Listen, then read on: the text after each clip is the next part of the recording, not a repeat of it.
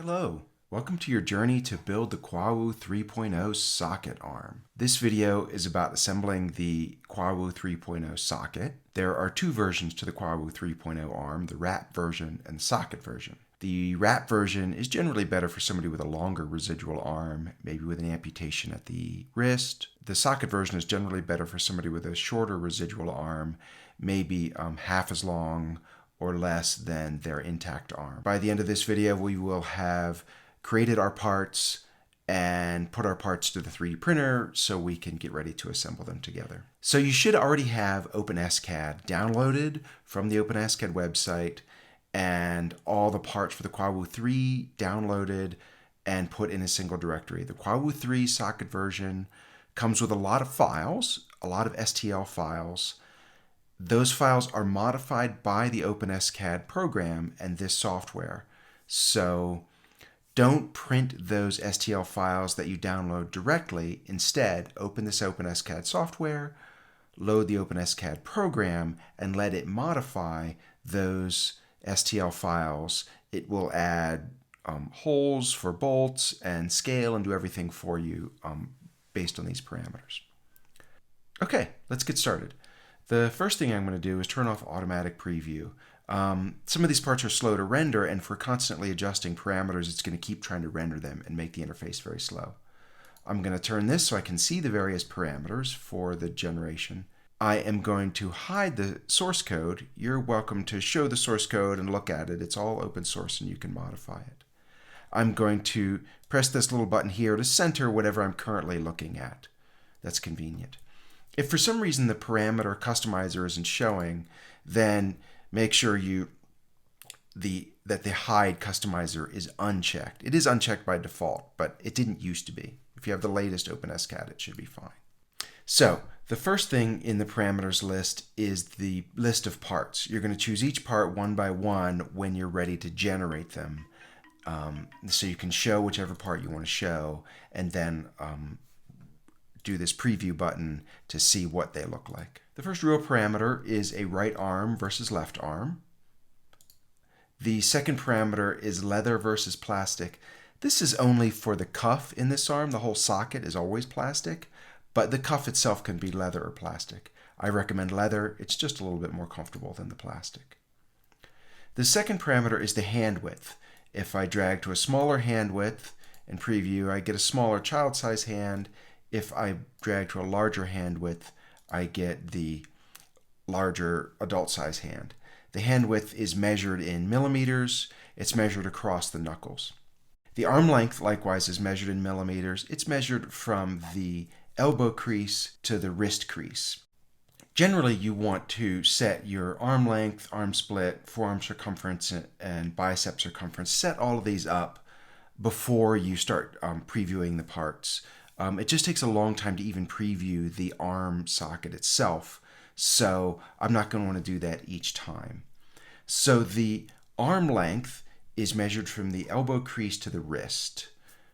The arm split length is just where you can split the arm into two pieces just for convenience of printing. If you have a short arm, you can do it all in one piece, and if you have a really big adult size arm and it doesn't fit on your printer, you can do it in two pieces. And if you want it all in one piece, simply drag your arm length all the way to the right, make it anything longer than arm length, and you'll be fine. If you really do need to split the arm in half, then put it somewhere about half of your arm length. You don't want the arm split to get in the way of the wrist bolt rendering, and you don't want the arm split to get in the way of the latch rendering. It has to fit in between where the latch is and the wrist bolt parts of the arm are, so roughly halfway. These forearm circumferences are new, and this is a great part of the Kwawu 3 arm. You're going to measure the forearm circumferences every inch, starting at the elbow crease, going down the arm until you reach the residual end. Once you reach the residual end, just put 0, and you can do a couple zeros after that if you need to. The arm length you can make match the intact arm, or you can make it shorter. I recommend making the arm length as short as is comfortable for the recipient. They're just going to get better leverage and being able to lift things easier. It's not going to look as natural, but it's going to be easier to use. So this really is something that is comfortable for the recipient. Likewise, the bicep circumference is measured at the largest area of the bicep. It's a single cylinder really, so just measure at the largest area of the bicep where the cuff will wrap around. Set the padding thickness to whatever padding you're going to use inside both the socket and the cuff. Neoprene, which I recommend, is about 2 millimeters. It's a common. Choosing the palm bolt size, you're going to want something that fits in the hand. If I have a smaller child size hand, I might use 4 millimeter palm bolts. If I'm using a larger adult size hand, then I'll probably use 6 millimeter palm bolts. Same with the elbow diameter. If I'm rendering a larger adult size arm, I'm probably going to use 8 millimeter or so elbow bolts. If I'm using a child size, it's probably a 6 millimeter bolt. It might go as small as 4, but typically the elbow bolt is as low as 6 or as high as 8, maybe 10. If you're using the leather version of the cuff, you're going to have to choose a rivet size. If you're using copper rivets, like I am here, it's generally 3.1 millimeter shaft. If you're using Chicago screws, they're generally a 5 millimeter shaft. Likewise, the Velcro strap width for the cuff, 25 millimeters is very close to an inch. If you're doing a child size arm, you might need to choose something like a 1/2 inch or 3/4 inch. It just depends on how big the cuff is that you're making. The venting holes on these are on the arm sockets. You can choose a different pattern for the upper and lower. It doesn't matter whether you're printing in 2 pieces or 1 piece. You get to choose a different pattern on the 2 of them. These are just pre-done venting hole patterns that I have made. All right, so now that we've chosen all of our parameters, we're basically going to have to go through one by one, choose each part, press the render button, which is the little button here with the hourglass, and let each part render. Some of these parts take a while. Could be as long as 20 minutes. It just depends on your computer. And let each one render, and then when they're done rendering, save them as STL if they're 3D printed parts. When you get to these leather template parts, you're going to save as an SVG file.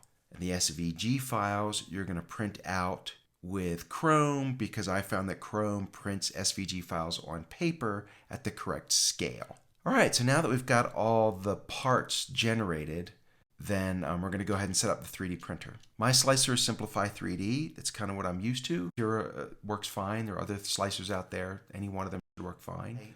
All the parts, all the 3D parts should be generated in the orientation that I print them at. I start by letting, in my case, Simplify 3D generate the supports by itself for my 3D printer.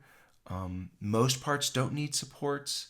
I go from the base only. The main thing I don't like is when it generates supports inside the holes. You can't clean them out. And so I tend to go in and remove supports if it's generated any supports inside the hole. Or I just set up the supports manually so that they're only outside, because if it's put supports inside any of these little holes or bolt holes, you'll never be able to clean them out. And there we go. So then I'm going to go ahead and print these parts. So I print all these parts in PETG. PETG is what I recommend for the Kwawu 3. It's the best balance of easy to print and strength. PLA tends not to be strong enough, in my opinion. And there are other better, stronger plastics, ABS or what have you. They're just harder to print, harder to get as accurate. So all my tests and all my prints nowadays are done in PETG. The hinges are printed in TPU. Any TPU from 82 Shore A hardness up to 95 Shore A hardness. So find out what the Shore A hardness of your TPU is. The lower number, 82, is softer, more pliable, more bendable. 95 is a little bit stiffer. Both will work. I recommend 82, the softer. It just springs back better. It's a little easier to bend, a little better behavior to it than the 95. 95 is easier to print, so I get it. If that's all you can print, go ahead and print 95. It's going to work. It'll work fine. Okay, So you should be able to generate your parts and get all your parts printed. And once they're all printed, let's move on to the first assembly video. Thank you.